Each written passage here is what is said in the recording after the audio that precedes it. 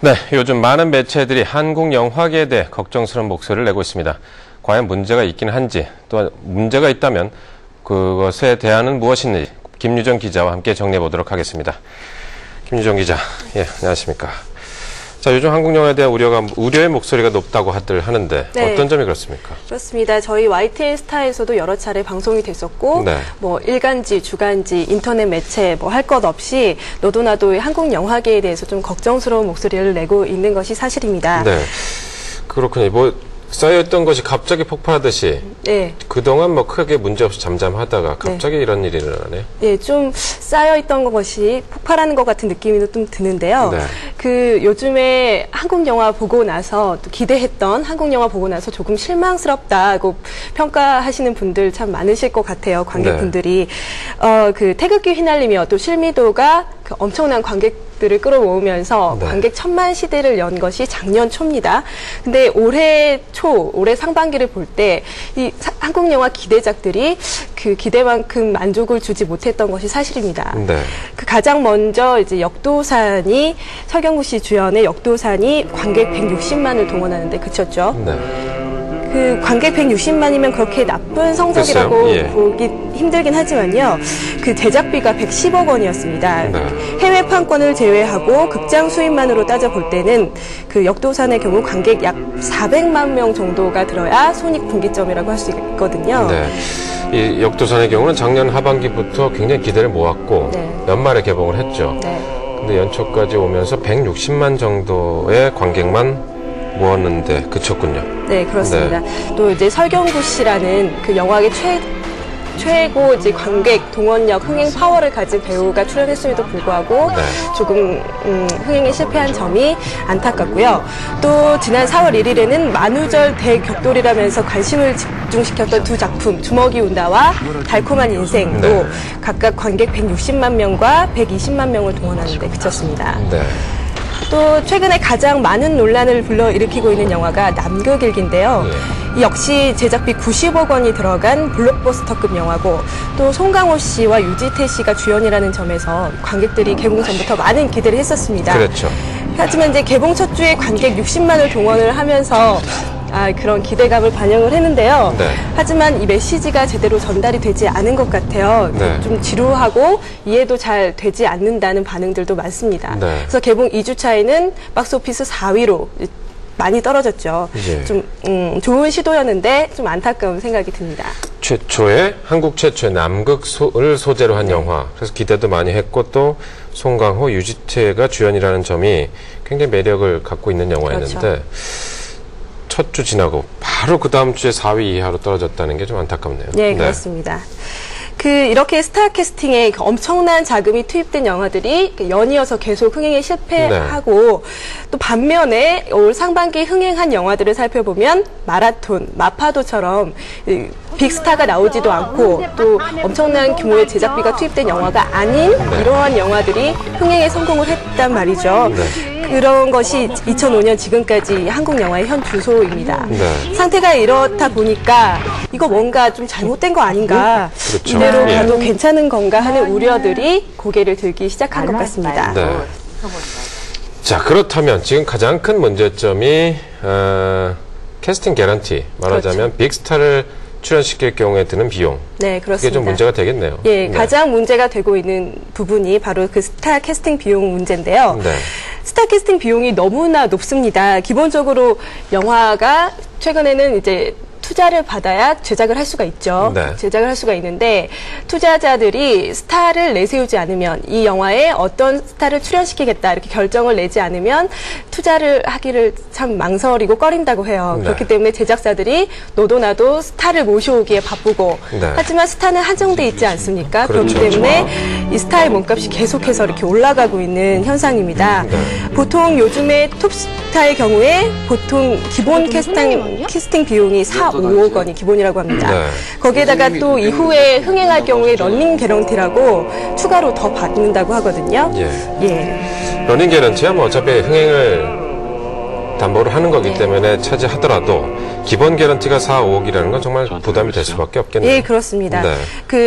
또 문제점이 뭐냐면 한 번 높아진 개런티는 다시 떨어지지 않는다는 거예요. 네. 잘 안 떨어지는데 그게 참 이상합니다.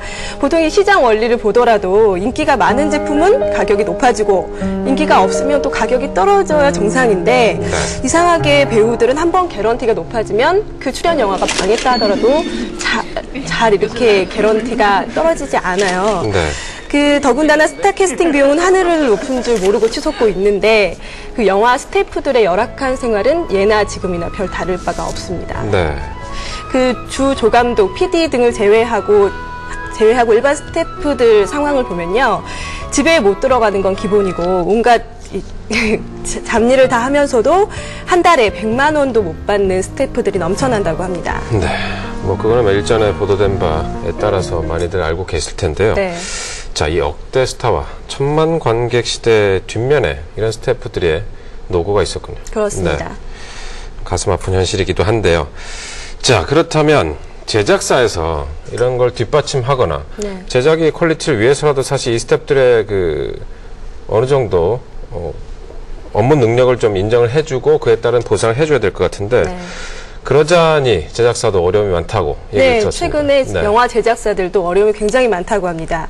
얼마 전 사이더스와 좋은 영화사가 합병을 했습니다. 네.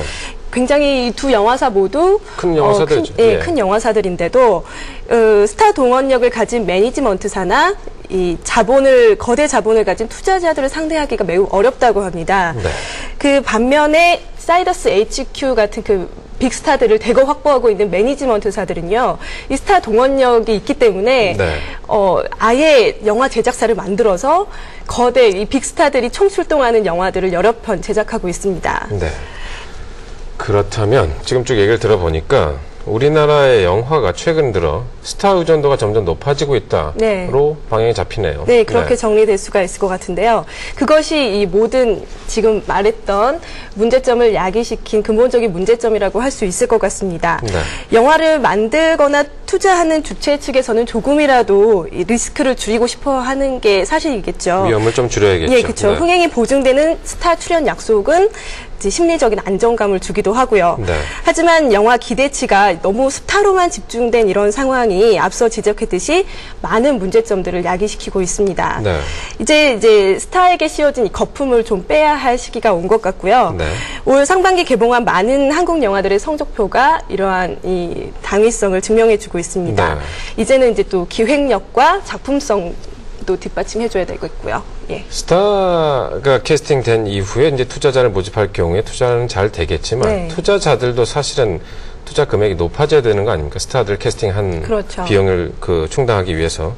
자, 그렇다면 지금 말씀하신 대로 올 상반기의 성적표를 쭉 보면 결국은 스타가 출연한 영화보다는 말씀하신 기획력과 작품성이 높은 영화들이 흥행했다. 네. 그렇다면 영화는 잘 만들어야 된다. 그러니까 네. 이제 기본이 돼야겠네요. 네, 그게 바로 네. 기본이죠. 최근 개봉 중인 안녕 영화라는 영화 예를 잠깐 들고 싶은데요. 네. 개봉 2주차에 84만 명이라는 관객 동원을 했는데 나름대로 이제 좀 선전을 하고 있습니다. 네. 이 영화는 기획 단계에서부터 시장 조사를 철저히 했다고 해요. 최근 들어 멀티플렉스 극장이 아파트 단지 주변에 많이 네. 생기고 있죠. 그래서 이제 주말이나 휴일에 가족 단위로 극장을 찾는 일이 빈번해지고 있다고 합니다. 예전에는 이런 현상을 거의 찾아볼 수 없었죠. 시내까지 나가야 되는데 이제 쉽게 집 앞에 그쵸. 있는 영화관을 갈 수 있으니까요. 네, 그러니까 네. 가족들이 같이 가는 경우가 많아졌는데 하지만 여전히 극장가에는 친구들이나 연인들끼리 볼 만한 영화는 넘쳐나는데 네. 가족들끼리 볼 만한 영화는 별로 없는 것이 사실이에요. 네. 그래서 그 틈새 시장을 조사해서 파고들자는 계획을 세우고 전략적으로 만든 영화가 이 안녕 영화라는 가족 영화라는 네. 거예요. 그래서 그러고 보니까 마파도처럼 온 가족이 함께 볼 수 있는 영화들이 올 상반기에 또 흥행을 하고 있습니다. 네. 안녕 영화가 아직 이제 개봉 중이기 때문에 최종 흥행 성적표가 어느 정도 나올지는 모르겠지만 네. 철저한 시장 조사와 기획력에 박수를 보내고 싶습니다. 가족들이 함께 볼 만한 영화 또 가족 소재 영화들이 흥행에는 어느 정도 좀 흥행성도 유지하고 있기 때문에 네. 기획력 또 틈새 시장을 차지하고라도 그런 영화들은 좀 괜찮은 영화라는 생각이 드는데 많이 나오지 않는 게 이제 문제인 것 같습니다. 또 게다가 신인도 발굴해야 됩니다. 스타 마케팅이 그렇게 어렵다면 신인 발굴에 좀 더 힘을 써야 될 것 같은데 네. 워낙에 이게 좀 근본적인 문제라서 네. 현실적으로 이제 대안은 따로 없을까요? 영화계 역시 시장 논리가 지배하고 있고 네. 그렇기 때문에 현재 발생하고 있는 이런 스타 집중 현상이나 부익부, 빈익빈 현상 같은 것을 근본적으로 차단할 수는 없을 것 같아요. 네. 하지만 영화는 산업이기도 하지만 동시에 문화고 또 예술이기도 하지 않습니까? 그렇기 때문에 스크린 쿼터제 같은 경우를 볼 때도 한국 문화와 한국 예술을 더 보호하자는 그런 차원에서 지금 제도가 유지되고 있는 거잖아요. 네. 그런 차원에서 볼 때 영화계에서도 이런 거대 자본의 횡포나 이런 것들을 좀 막을 수 있는 영세 사업자나 그런 것들을 보호할 수 있는 좀 시스템이 마련돼야 네. 할 것 같습니다. 시스템도 마련돼야 될 거고 관객들도 영화를 선택하는 기준을 잘 살려서 그렇죠. 사실 좋은 영화를 만들 수 있는 단 한 가지 방법은 영화를 보지 않는 방법이라 이런 얘기도 있습니다. 네. 자, 한국 영화계가 좀 더 건강하고 투명해지는 계기가 이런 거를 토대로 네. 잘 생각을 하고 기획도 하고 신인도 발굴하고 네. 제작 시스템도 새로 마련해서 네. 건강하고 투명해지는 영화계를 만들었으면 좋겠다는 생각을 해보네요. 네, 그리고 김재현 기자 오늘 말씀 감사합니다. 네, 고맙습니다.